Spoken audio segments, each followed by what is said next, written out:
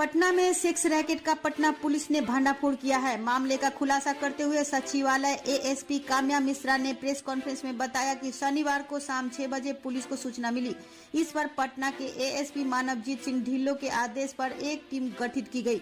इसके बाद गठित पुलिस टीम ने पटना के हवाई अड्डा थाना क्षेत्र के जगदेव पथ स्थित लव कुश अपार्टमेंट के कमरा संख्या 108 में रेड की। यहाँ आपत्तिजनक स्थिति में 3 महिला मिली, जिसे इस रैकेट से निकाला गया। वहीं पुलिस ने मामले में 2 अधेड़ महिला सुमन देवी, शेफाली देवी और 3 पुरुष को गिरफ्तार किया। इस दौरान पुलिस ने रूम से कई पैकेट कंडोम और अन्य आपत्तिजनक सामान भी बरामद किया। एएसपी काम्या मिश्रा ने बताया कि ये कहानी बिहार शरीफ टू पटना से जुड़ी है। बिहार शरीफ के मूनलाइट होटल में पार्टियों में डांस करने वाली एक युवती को बबीता नाम की महिला ने नशे का दवाई खिलाकर उसका वीडियो बनाकर उसे देह व्यापार के धंधे में फंसा दिया था। लगभग 1 महीने से युवती सुमन देवी के इशारे पर देह व्यापार के धंधे में संलिप्त थी। पटना के बोर्डिंग रोड और पाटलिपुत्रा इलाके के ओयो रूम बुकिंग करने के सबूत पुलिस के हाथ लगे हैं। इस पैकेट का मास्टरमाइंड सुमन और अंकित बताए जा रहे हैं। वहीं बबीता बिहार शरीफ में धंधे को चलाती है। उसके इशारे पर डांसर से सेक्स वर्कर बनी थी। इसका खुलासा पुलिस ने किया है। वहीं इस रैकेट के सरगना बबीता अभी भी पुलिस की पकड़ से बाहर है। पिंकी सिंह के साथ न्यूज़ टीम की रिपोर्ट। और उनके आदेश अनुसार हम वहां पर छापा मारने चले गए लव कुश अपार्टमेंट में। वहां पहुंचे तो देखा कि वहां पे 3 लड़कियां थी और 3 लड़के थे जो बहुत ही आपत्तिजनक स्थिति में मौजूद थे। इनके साथ वहां पर 2 अधेड़ उम्र की भी महिलाएं थी। अब जब हम वहां पे पहुंचे, जैसे उन्होंने पुलिस को देखा तो वो जो 3 लड़कियां थी जिनके साथ गलत काम हो रहा था, वे चिल्लाने लगे और हमसे मदद मांगने लगी।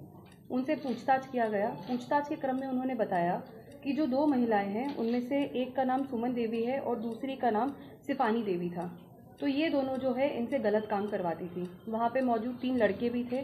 उनमें से एक का नाम था अंकित कुमार, दूसरे का नाम था धनंजय गिरी और तीसरे का नाम था गुड्डू कुरैशी। इनमें से जो मेन मुख्यतः आरोपी है वो है अंकित कुमार।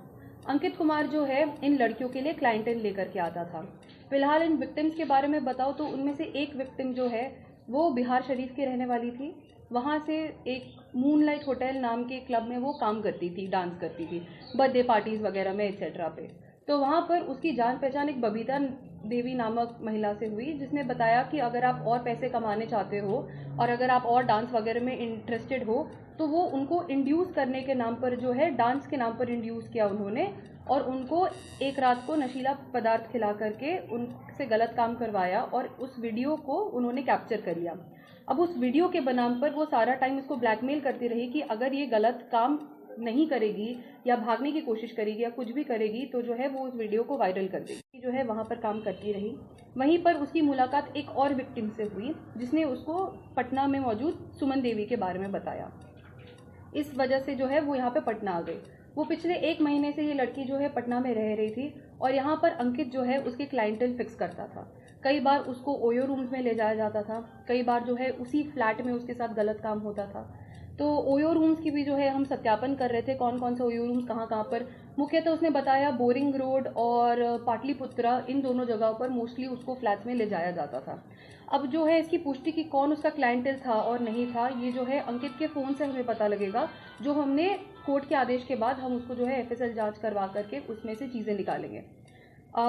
दूसरी बात जो है वहाँ पर जब हम पहुँचे तो वहाँ पर सारे लड़कों के पॉकेट से कॉन्डम्स मिले, जैसा आप देख सकते हैं, और वाइग्रा मिला और आईपिल मिले। ये सारी चीज़ें मिली तो काफ़ी पुख्ता एविडेंस था कि इनके साथ गलत होता था और इन लड़कियों ने भी एडमिट किया। तो ये सुमन देवी और जो ये दूसरी हैं शिफानी देवी, ये जो है वल्नरेबल लड़कियों को टारगेट करती थी। एज सच नहीं है कि एक ब्रॉथल चलता था, it was a brothel in a way, but ऐसा नहीं कि उस जगह पे सारी लड़कियां रहती थी। तो ये वल्नरेबल लेडीज रहती थी जो बहुत ही जिनके पास पैसे का सोर्स नहीं होता था या जिनके पास इस तरह की चीज़ें नहीं होती थी, उनको क्विक मनी के लिए जो है ये लड़कियां सुमन देवी और ये जो है उनको प्रलोभन देते थे। तो इसके ज़रिए जो है इनके साथ गलत काम करवाया जाता था।